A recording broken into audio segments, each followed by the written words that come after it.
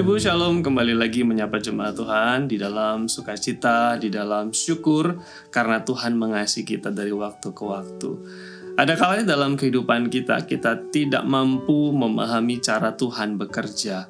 Ada kebingungan-kebingungan di dalam pengalaman kehidupan kita. Bahkan literasi Alkitab kita, penguasaan teologis kita, kemudian kemampuan kita untuk menafsirkan ayat-ayat firman Tuhan kadangkala tidak cukup untuk menyelami karya dan cara Tuhan. Dan kita masih di dalam sebuah momen kita terbatas untuk memahami semua hal yang kita alami di dalam kehidupan kita.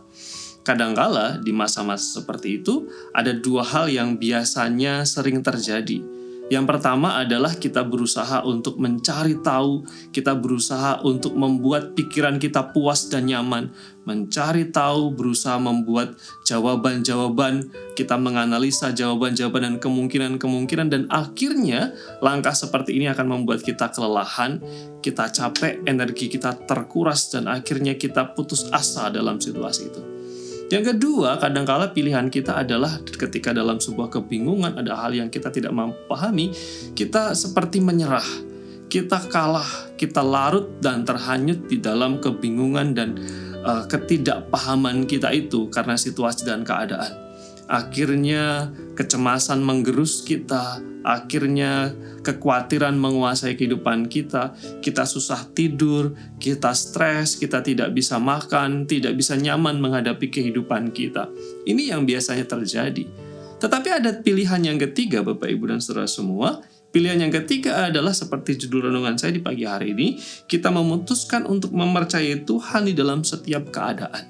Ini pilihan yang ketiga. Dan nasihat firman Tuhan yang begitu indah dari Nabi Yesaya di dalam Yesaya pasal 26 ayat 3 berkata, yang hatinya teguh kau jagai dengan damai sejahtera, sebab kepadamulah ia percaya. Firman Tuhan katakan, yang hatinya teguh, yang hatinya kuat, yang hatinya percaya kepada Tuhan, diberikan jaminan Tuhan akan menjagainya dengan damai sejahtera. Orang yang percaya kepada Tuhan di tengah-tengah kebingungannya, bahkan di tengah-tengah ketidakpahamannya, bahkan ketika dia percaya, firman Tuhan katakan akan ada damai sejahtera yang dilimpahkan. Bukankah ini sebuah penghiburan dan penguatan yang indah? Kita diajar untuk tidak berusaha mencari-cari jawaban dengan rekayasa dan juga analisa manusiawi kita. Tetapi juga kita diajar untuk tidak mudah menyerah, putus asa, dan kalah di dalam keadaan. Membiarkan hidup kita terhanyut dengan kecemasan. Tetapi kita diajar untuk berpegang teguh dan mempercayai Tuhan. Maka janjinya sekali lagi, damai sejahtera itu akan dilimpahkan di dalam hati kita. Firman Tuhan yang lain mengatakan di dalam tinggal tenang dan percaya terletak kekuatan. Bukankah itu sesuatu yang indah, Bapak, Ibu, dan Saudara semua? Ada kalanya memang kita menghadapi kebingungan, kita tidak paham dengan apa yang terjadi karena manusia terbatas. Pengetahuan kita, pengalaman kita, sekali lagi literasi Alkitab kita juga terbatas untuk menguraikan semua hal. Ketika dalam masa seperti itu, mari kita belajar untuk percaya kepada Tuhan. Ada sebuah perkataan seperti ini. Dia tahu, dia mengerti, dia mengendalikan apa yang nampak kacau di dalam kehidupan kita. Tetapi Tuhan adalah sumber hikmat. Dia tidak pernah terkejut, dia tidak pernah bingung, dia tidak pernah khawatir atau kehilangan waktu tidur malamnya. Dia tidak pernah berhenti sejenak dari pekerjaan untuk beristirahat karena dia Tuhan Sang Maha Kuasa yang tidak pernah kelelahan. Dia tidak pernah terlalu sibuk dengan suatu hal sehingga mengabaikan yang lain. Dan dia tidak pernah pilih kasih, termasuk mengasihi setiap kita.